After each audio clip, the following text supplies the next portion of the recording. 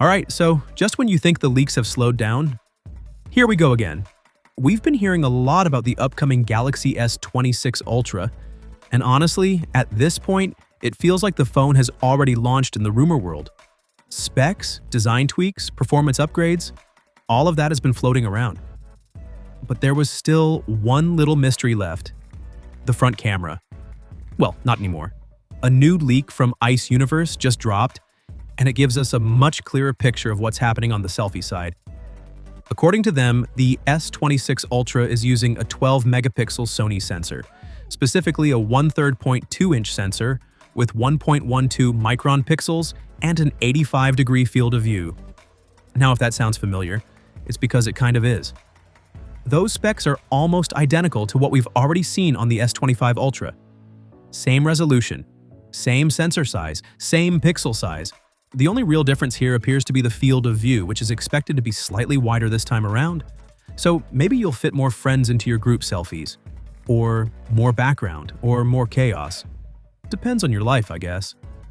What's interesting though is that the leak doesn't mention dual-pixel autofocus. The current model has it, and it's actually pretty solid for keeping selfies sharp. Now, just because it wasn't mentioned doesn't mean it's gone.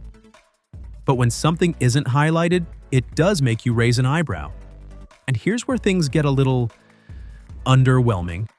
This would mean Samsung is potentially using the same selfie hardware for the 4th year in a row. Same basic setup, same resolution, minimal change, and in the flagship world, standing still is basically moving backwards, especially when you look at what Apple has been doing lately.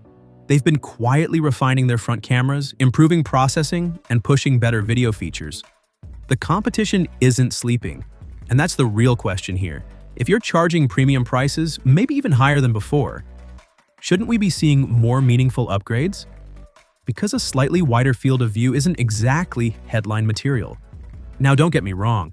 Samsung usually nails processing.